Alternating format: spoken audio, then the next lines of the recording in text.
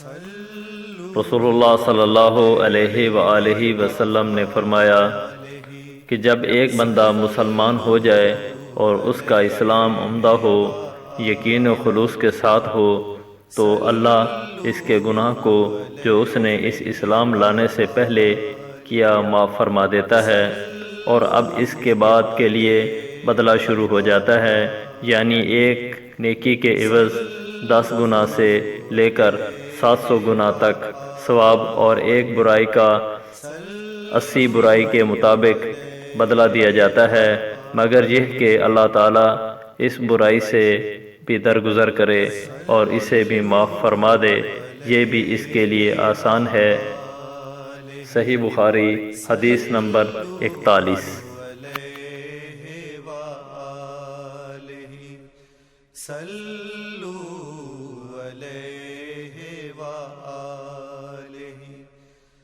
رسول اللہ صلی اللہ علیہ وآلہ وسلم نے فرمایا کہ تم میں سے کوئی شخص جب اپنے اسلام کو عمدہ بنا لے، یعنی نفاق اور ریا سے پاک کر لے، تو ہر نیک کام جو وہ کرتا ہے اس کے عوض 10 سے لے کر 700 گنا تک نیکیاں لکھی جاتی ہیں، اور ہر برا کام جو کرتا ہے تو وہ اتنا ہی لکھا جاتا ہے جتنا اس نے کیا ہے۔ صحیح بخاری حدیث نمبر 42۔ صلو علیہ وآلہ۔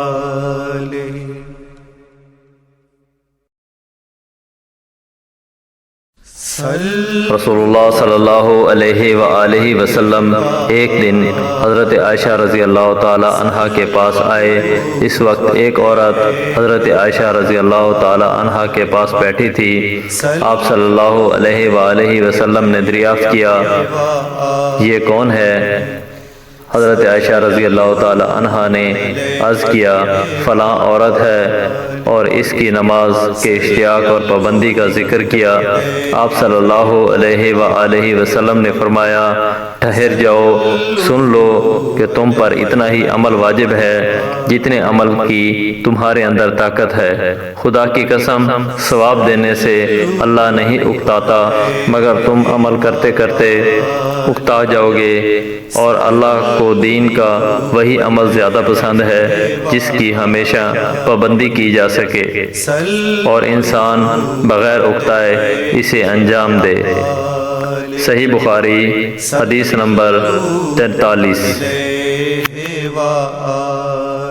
آپ صلی اللہ علیہ وآلہ وسلم نے فرمایا، جس شخص نے لا الہ الا اللہ کہہ لیا اور اس کے دل میں جو برابر بھی ایمان ہے، تو وہ ایک نہ ایک دن دوزخ سے ضرور نکلے گا، اور دوزخ سے وہ شخص بھی ضرور نکلے گا جس نے کلمہ پڑھا اور اس کے دل میں گیہوں کے دانہ برابر خیر ہے، اور دوزخ سے وہ بھی نکلے گا جس نے کلمہ پڑھا اور اس کے دل میں ایک ذرہ برابر بھی خیر ہے۔ صحیح بخاری حدیث نمبر 44۔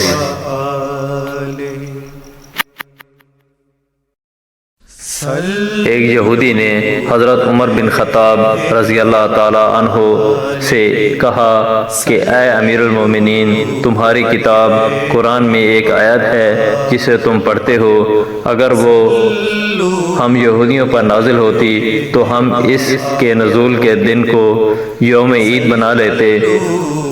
آپ نے پوچھا، وہ کون سی آیت ہے؟ اس نے جواب دیا، سورہ مائدہ کی یہ آیت ہے، آج میں نے تمہارے دین کو مکمل کر دیا اور اپنی نعمت تم پر تمام کر دی، اور تمہارے لیے دین اسلام پسند کیا۔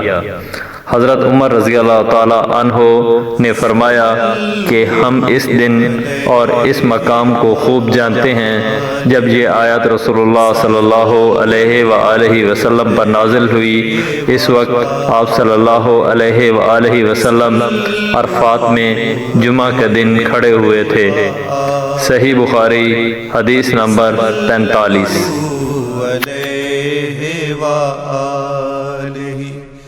صلو علیہ وآلہ، صلو علیہ وآلہ۔ نجد والوں میں سے ایک شخص حضرت صلی اللہ علیہ وآلہ وسلم کے پاس آیا، سر پریشان یعنی بال بکھرے ہوئے تھے۔ ہم اس کی آواز کی بنبناہٹ سنتے تھے اور ہم سمجھ نہیں پا رہے تھے کہ وہ کیا کہہ رہا ہے، یہاں تک کہ وہ نزدیک آن پہنچا۔ جب معلوم ہوا کہ وہ اسلام کے بارے میں پوچھ رہا ہے، حضرت صلی اللہ علیہ وآلہ وسلم نے فرمایا کہ اسلام دن رات میں 5 نمازیں پڑھنا ہے۔ اس نے کہا بس اس کے سوا تو اور کوئی نماز مجھ پر نہیں۔ آپ صلی اللہ علیہ وآلہ وسلم نے فرمایا نہیں مگر تو نفل پڑھے تو اور بات ہے۔ حضرت صلی اللہ علیہ وآلہ وسلم نے فرمایا اور رمضان کے روزے رکھنا۔ اس نے کہا اور تو کوئی روزہ مجھ پر نہیں۔ آپ صلی اللہ علیہ وآلہ وسلم نے فرمایا نہیں مگر تو نفل روزے رکھے تو اور بات ہے۔ طلحہ نے کہا حضرت صلی اللہ علیہ وآلہ وسلم نے اس سے زکوٰۃ کا بیان کیا۔ وہ کہنے لگا کہ بس اور کوئی صدقہ مجھ پر نہیں ہے۔ آپ صلی اللہ علیہ وآلہ وسلم نے فرمایا نہیں مگر یہ کہ تو نفل صدقہ دے تو اور بات ہے۔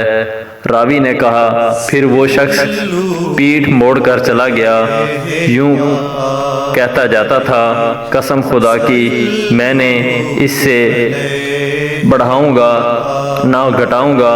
حضرت صلی اللہ علیہ وآلہ وسلم نے فرمایا اگر یہ سچا ہے تو اپنی مراد کو پہنچ گیا۔ صحیح بخاری حدیث نمبر 46۔ صلو علیہ وآلہ صلو علیہ وآلہ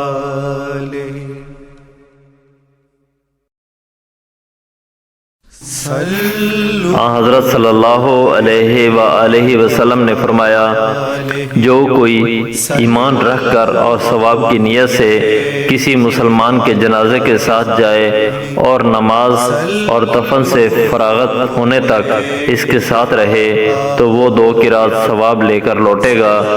ہر قرات اتنا بڑا ہوگا جیسے احد کا پہاڑ، اور جو شخص جنازے پر نماز پڑھ کر دفن سے پہلے لوٹ جائے تو وہ 1 قرات ثواب لے کر لوٹے گا۔ صحیح بخاری حدیث نمبر 47۔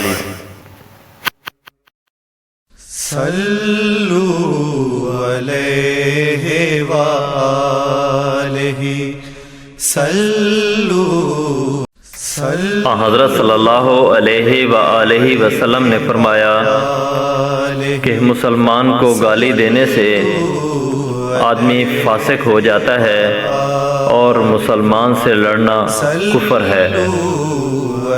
صحیح بخاری حدیث نمبر 48۔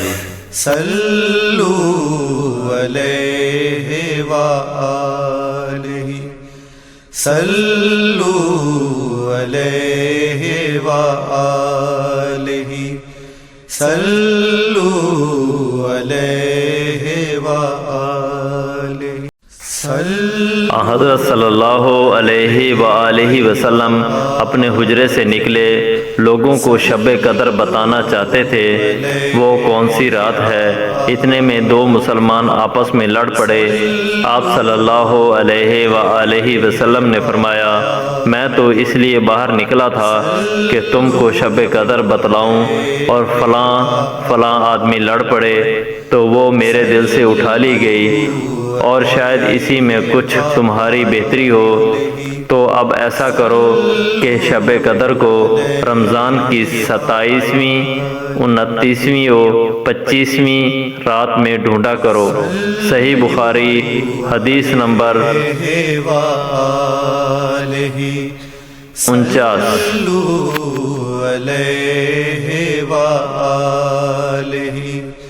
صلو علیہ وآلہ صلو ایک دن حضرت صلی اللہ علیہ وآلہ وسلم لوگوں میں تشریف فرما تھے کہ آپ کے پاس ایک شخص آیا اور پوچھنے لگا کہ ایمان کسے کہتے ہیں؟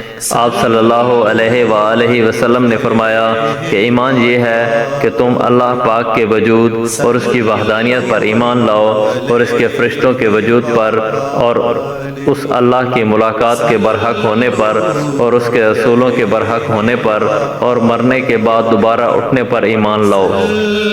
پھر اس نے پوچھا کہ اسلام کیا ہے؟ آپ صلی اللہ علیہ وآلہ وسلم نے پھر جواب دیا کہ اسلام یہ ہے کہ تم خالص اللہ کی عبادت کرو اور اس کے ساتھ کسی کو شریک نہ بناؤ اور نماز قائم کرو اور زکوٰۃ ادا کرو اور رمضان کے روزے رکھو۔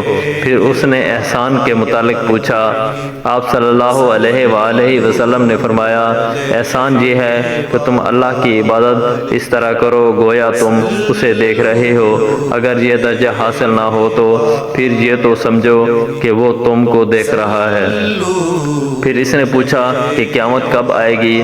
آپ صلی اللہ علیہ وآلہ وسلم نے فرمایا کہ اس کے بارے میں جواب دینے والا پوچھنے والے سے کچھ زیادہ نہیں جانتا، البتہ میں تمہیں اس کی نشانیاں بتلا سکتا ہوں۔ وہ یہ ہے کہ جب لونڈی اپنے آقا کو جنے گی اور جب سیاہ اونٹ چرانے والے دیہاتی لوگ ترقی کرتے کرتے مکانات کی تعمیر میں ایک دوسرے سے بازی لے جانے کی کوشش کریں گے، یاد رکھو قیامت کا علم ان 5 چیزوں میں سے جن کو اللہ کے سوا کوئی نہیں جانتا۔ پھر آپ صلی اللہ علیہ وآلہ وسلم نے یہ آیت پڑھی، اللہ ہی کو قیامت کا علم ہے کہ وہ کب ہوگی، آخر آیت تک۔ پھر وہ پوچھنے والا پیٹ پھیر کر جانے لگا تو فرمایا کہ اسے واپس بلا کر لاؤ۔ لوگ دوڑ پڑے مگر وہ کہیں نظر نہیں آیا۔ آپ صلی اللہ علیہ وآلہ وسلم نے فرمایا کہ وہ جبرائیل علیہ السلام تھے جو لوگوں کو ان کا دین سکھانے آئے تھے۔ امام ابو عبداللہ بخاری فرماتے ہیں کہ حضرت صلی اللہ علیہ وآلہ وسلم نے ان تمام باتوں کو ایمان ہی قرار دیا ہے۔ صحیح بخاری حدیث نمبر 50۔ صلو علیہ وآلہ